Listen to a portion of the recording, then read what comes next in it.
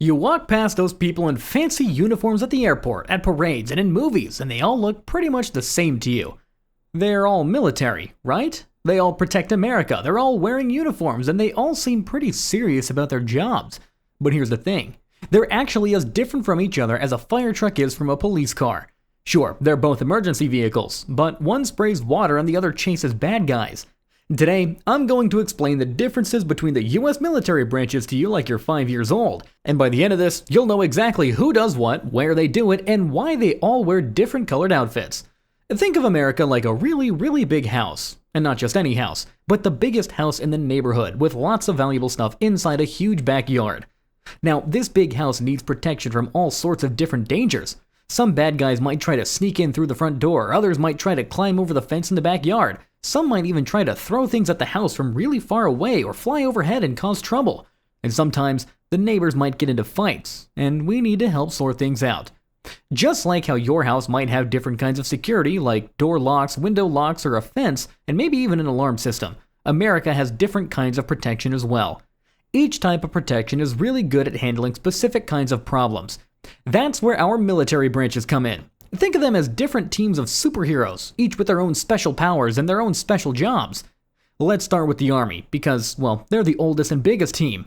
The Army is like the team that protects the land part of our big house.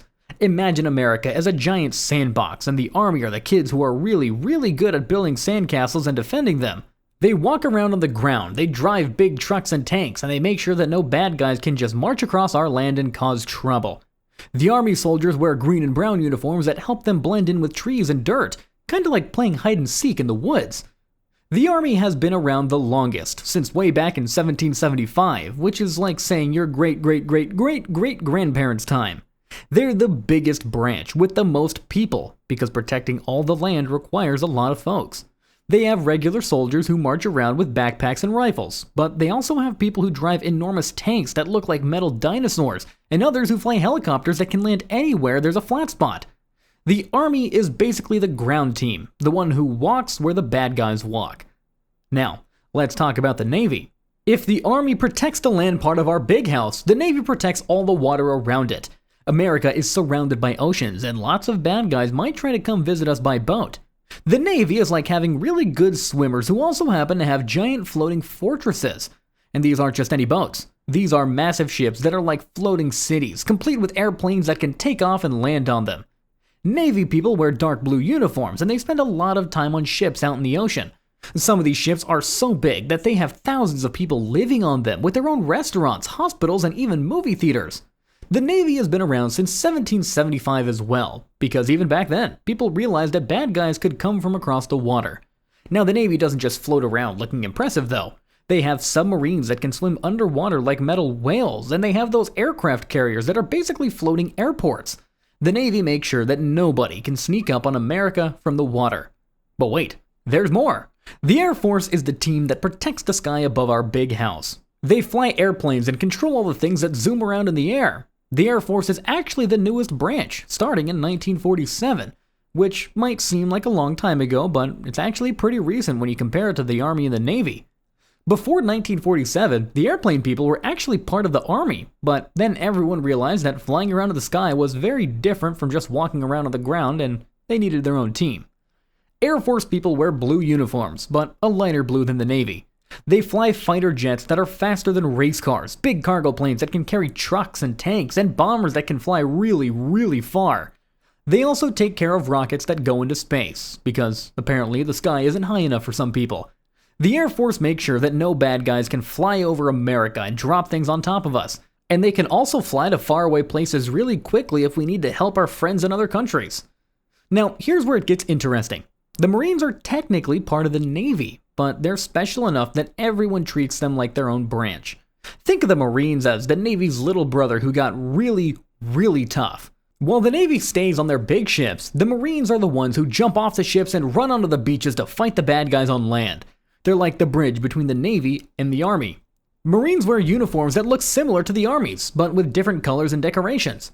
They're famous for being really tough and really disciplined. They have a saying, "The few, the proud, the Marines," which basically means not everyone can be a Marine because it's really hard.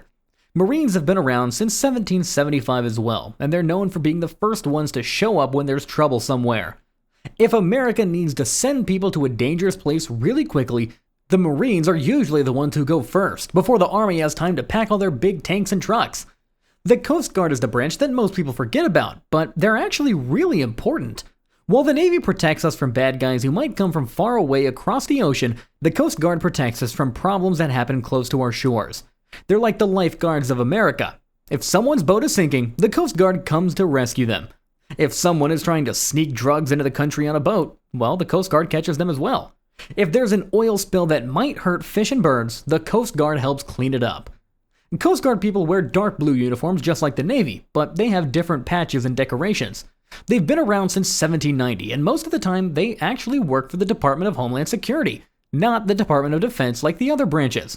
But during wars, they can work with the Navy. The Coast Guard has similar boats and ships than the Navy because they work closer to shore, but they also have helicopters and airplanes for more rescue missions.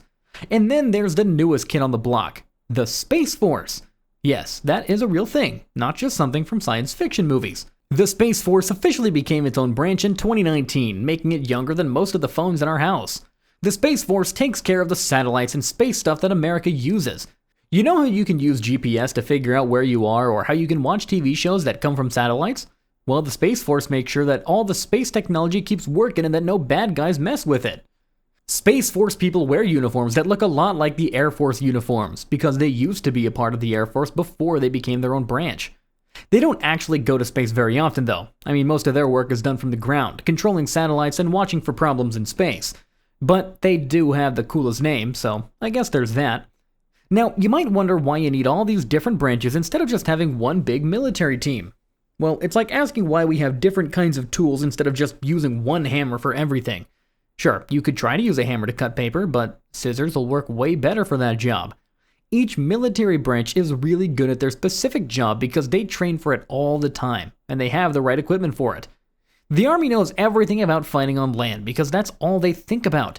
They know which trucks work best in the deserts, how to set up camps that can't be seen by airplanes, and how to move lots of people and equipment across long distances on the ground. The Navy knows everything there is about ships and the ocean because, well, that's their whole world. They know how to navigate in storms, how to make fresh water from salt water, and how to land airplanes on a moving ship, which is way harder than it sounds. The Air Force knows everything about flying because they live in the sky. They know how to fly in bad weather, how to refuel airplanes while they're still flying, and how to drop supplies to people on the ground without landing. The Marines know how to quickly go from being on a ship to fighting on land, which is a very specific and difficult skill. The Coast Guard knows all about rescuing people and protecting the coast because that's what they do every single day. And the Space Force knows about satellites and space technology because that's their specialty. Each branch is also its own culture and tradition, kind of like how different families have different ways of doing things. The Army is known for being practical and tough, just like the reliable older brother who always gets the job done. The Navy is known for being traditional and proud of their long history, like the family member who always tells stories about the old days. The Air Force is known for being high-tech and precise, just like the family member who's really good with computers. The Marines are known for being intense and disciplined, like the family member who exercises every morning and never gives up. The Coast Guard is known for being helpful and brave, like the family member who's always volunteering to help neighbors. And the Space Force is still figuring out its culture because it's so new. But the different branches also wear different uniforms because, well, they do different jobs at different places. The Army's green and brown uniforms help them hide in forests and deserts. The Navy's dark blue uniforms used to help hide stains from working with ropes and tar on old ships. And now, it's just tradition. The Air Force's lighter blue uniforms represent the sky. The Marines' uniforms are designed to look sharp and intimidating because they want everyone to know that they're the Marines. The Coast Guard's uniforms are similar to the Navy's because they work on boats as well. And the Space Force uniforms look like the Air Force because they're still figuring things out. But here's the really important part. Even though all these branches are different, they all work together when they need to. It's like having a family where everyone has different jobs, but when there's one big problem, everyone helps out. During big wars and emergencies, you might see Army helicopters working with Navy ships, or Air Force planes protecting Marine troops, or maybe the Coast Guard boats helping out Navy ships. They all train together sometimes and share information because they're all on the same team. Team America. Each branch has different ranks as well, which are like levels in a video game, but for real life. The higher your rank, the more responsibility you have and the more people listen to what you say. But the rank names are different in each branch because, again, they're all developing their own ways of doing things. An Army captain and a Navy captain are not the same level, which can be a bit confusing, but each branch knows what their own ranks mean. The different branches also get their money from the same place, the government, but they spend it on different things. The Navy spends money on big ships and submarines, the Air Force spends money on airplanes and rockets, the Army spends money on tanks and trucks, the Marines spend money on equipment that can go from ships to land, the Coast Guard spends money on rescue equipment and patrol boats, and the Space Force spends money on satellites and space technology. It's like giving different kids in a family different allowances for different chores. So, let's recap this whole military adventure.